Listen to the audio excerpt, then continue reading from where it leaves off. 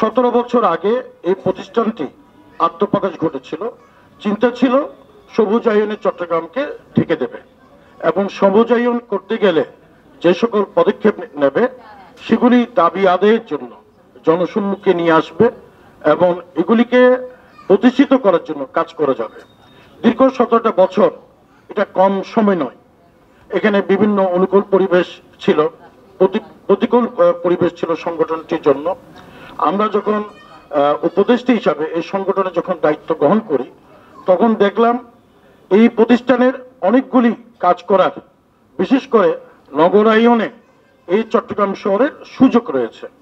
কিন্তু আমরা প্রথমেই কাজ করতে গিয়ে দেখি আমি সবকিছু করে ফেলবো, এটা একটা প্রবণতা থাকে, যার ফলে রেজাল্ট যদি আমরা সামারি অথবা অ্যানালাইসিস করে দেখি আমরা কিন্তু যতটুকু করে ফেলবো বলে চিন্তা ভাবনা করি, টার্গেট করি, তো যৎসামান্য কিন্তু আমরা অনুকূলভাবে চট্টগ্রামবাসীদের জন্য প্রতিষ্ঠিত করতে পারি না। উদাহরণস্বরূপ একটা কথা বলি, চট্টগ্রামে আন্দরকিল্লা মোড় থেকে বদদারহাট পর্যন্ত একটি সড়ক চলে গিয়েছে। এই সড়কটির আজকে থেকে 17-16 বছর আগে এটা ডিভাইড করে বড় করা হয়েছে। মাঝখানে যে গাছপালাগুলো সিটি কর্পোরেশনে রোপণ করেছিল, দেখা যায় এই সড়কের গাছগুলো কিন্তু বৃহৎ হচ্ছে, মানে পরিচর্যার অভাবে আজকে 16 বছরে যতটুকু আপনার মানুষকে ছায়া দিতে পারত, মানুষের উপকারে আসতে পারত, কিন্তু পরিচর্যার অভাবে গাছগুলি কিন্তু অর্ধমৃত অবস্থায় দেখা যায়। তা আমি যেটা আমার ধারণা, অ্যাডমিশনের যে মাসুদ সাহেবের সাথে গত সপ্তাহে আমার কথা হয়েছে, আমরা বললাম আমরা একটা কাজ করি, টার্গেট অনুযায়ী কাজ করি, তাহলে এই সড়কের পাশের মাঝপথে যে গাছগুলি আছে এগুলি আমরা কোন একটা প্রতিষ্ঠান থেকে অথবা সমাজে অনেকে কিন্তু সোশ্যাল অ্যাক্টিভিটিস করার জন্য তৎপর, এটাকে দৃশ্যমান করে। কেন একটা গাছ আমি রোপণ করে দিলে হবে না, বর্ষার সময় যে কোনো বীজ থেকেও আপনার গাছ উৎপাদিত হয়, কিন্তু এই গাছ কিন্তু পরিপূর্ণ পেতে যে যত্ন দরকার সেটা হয় না। তাহলে আমরা যদি বদদার পর্যন্ত টার্গেট করে এই গাছগুলিকে পরিচর্যা করি, দেখা যাবে 1 বছরের মধ্যে অনেকগুলি ডালপালা প্রসারিত হবে এবং দৃশ্যমান হবে এবং অ্যাডমিশনের উপকারিতা এই সড়ক দিয়ে লক্ষ লক্ষ লোক যাতায়াত করছে এবং পর্যায়ক্রমে আমরা টার্গেট করলে এটা আমরা ফুলফিল আপ করতে পারবো। চট্টগ্রাম শহর অন্যান্য শহরের সাথে বিশ্বের তুলনামূলক যদি চিন্তা করে একটা ছোট শহর। আমাদের দ্বিতীয় পর্যায়ে ঢাকার পরে চট্টগ্রাম শহর, আমাদের হিসাবে বলছি 80 লক্ষ লোক এই শহরে বসবাস করছে, কিন্তু বিশেষজ্ঞদের ধারণা এখনো সুমারি হয় নাই, প্রায় 1 কোটির অধিক লোক এই শহরে বসবাস করে। আমরা আজকে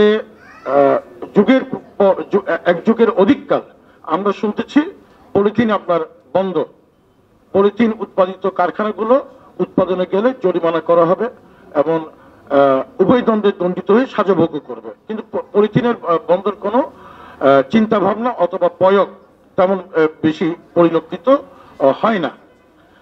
আমরা দেখবো শহর কিন্তু বাড়ছে না, আমরা এই ছোট্ট একটা স্পেসের মধ্যে সবাই কিন্তু উপরের দিকে উঠছি এবং এমনভাবে উপরের দিকে উঠছি আমাদের সমাজে আমরা যারা দায়িত্ববান অথবা একটা পরিবারের কথা যদি আমরা চিন্তা করি, স্বামী স্ত্রী অথবা অন্যান্য সদস্যরা কিন্তু পরিবেশকে রক্ষা করার জন্য যে যতটুকু সচেতনতা দরকার সেটা আমাদের পরিবারের মধ্যে নেই।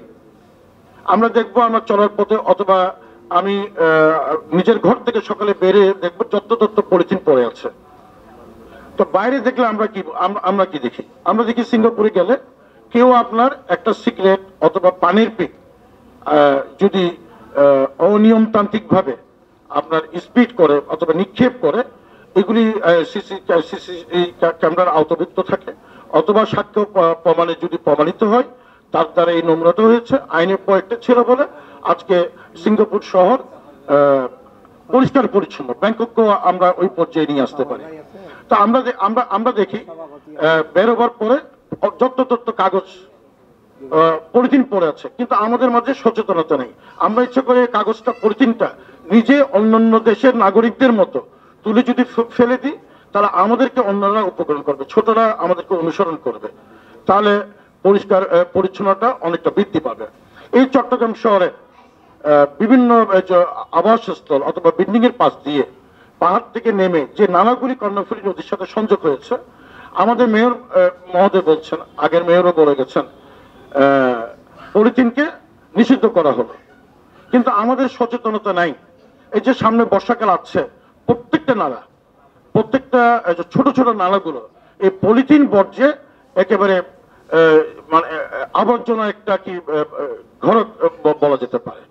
তারা আগে আমাদেরকে, আমাদের যারা আমরা সাধারণ নাগরিক সমাজ আছি, আমাদেরকে সচেতন হতে হবে এবং এগুলিকে পরিষ্কার পরিচ্ছন্ন করার জন্য সচেতনতা তৈরি করতে পারলে তাহলে জনগণের মাঝে এই পরিষ্কার পরিচ্ছন্নতা একটা উদাহরণ শুরু হবে।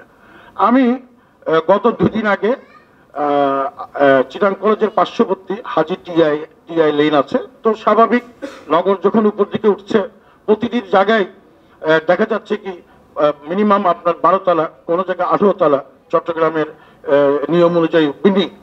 কিন্তু এতগুলি সচেতন মানুষ বসবাস করছে, সকলেই কিন্তু ইকোনমিক দিয়ে ভালো, নাহলে ওইসব এলাকায় থাকতে গেলে একটা ফ্ল্যাটের মিনিমাম ভাড়া হচ্ছে 30,000 টাকা অন্য খরচ ছাড়া। মনে হয় 15-20 জিজ্ঞাসা করলাম, যে কাজে গিয়েছিলাম গ্যারেজে জিজ্ঞাসা করলাম এই নালাটা পরিষ্কার হচ্ছে না কবে, গত সপ্তাহের কথা। হয়তো একবার ওই কাউন্সিলর মহিলা একজনের কথা বলো, আঞ্জুমান ইসলামে পরিষ্কার করেছিল, এরপর কিন্তু এটা পরিষ্কারের কোনো উদ্যোগ নেওয়া হয়নি। তো দেখা যাচ্ছে ওখানে কিন্তু মাটির আবরণে পড়তে জমা হওয়াতে এটা পুরোটাই ভরাট হয়ে গেছে এবং এতগুলি বিল্ডিং এর পানি উপচিয়ে পড়ে এটা চাকদা খালের দিকে যাচ্ছে।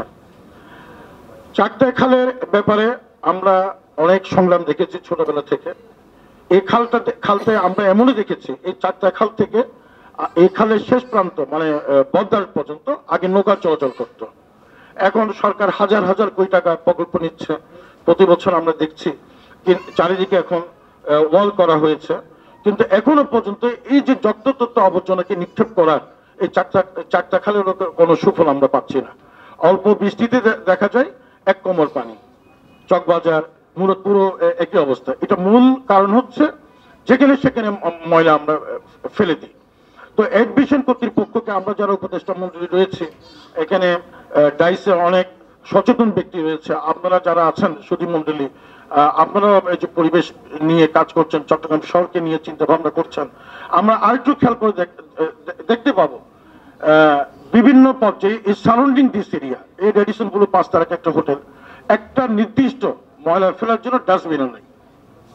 আগে আমরা ছোটবেলা দেখতাম যখন নগর যখন এত ডেভেলপ যখন হয়নি, নগরের লোকজন কম থাকতো, এটা আমরা একটু সাময়িক করলে বুঝতে পারি। আগে নামাজ পড়তাম আমরা মসজিদের ভিতরে, এখন বিভিন্ন এলাকায় দেখা যায় এত লোকের মানে কি বাইরে থেকে লোকরা আসছে, হ্যাঁ, আমরা হাটাজারির দিকে এক্সটেনশন করছি না, আনোয়ার দিকে এক্সটেনশন করছি না, এটার উপরে চাপটা পড়তেছে, এই জায়গাটার উপরে চাপটা পড়তেছে। মসজিদে শুক্রবার নামাজ পড়লে এখন রাস্তা অতিক্রম করে পড়তে হয়, তাহলে কি হারে লোকদের এই অবস্থা। আর বৃক্ষ আমাদেরকে রোপণ করতে হবে পরিকল্পনা অনুযায়ী। আমরা বৃক্ষরোপণ বৃক্ষরক্ষণ যেমনি এডমিশন কিন্তু প্রথম অবস্থায় স্কুল কলেজে গিয়ে বৃক্ষরোপণ করেছেন, কিন্তু আমাদেরকে সামারি করে দেখতে হবে যে এই বৃক্ষগুলো আজ অবধি বেড়ে উঠতে পেরেছে কিনা। আপনি একটা ফলজ গাছ, একটা পেঁপে গাছও যদি আমরা রোপণ করি, পেঁপে তো আপনার 6 মাসের মধ্যে ফল দেবে, কিন্তু এটা রক্ষণাবেক্ষণ সঠিকভাবে যদি না করা হয় এই পেঁপে গাছ থাকবে না।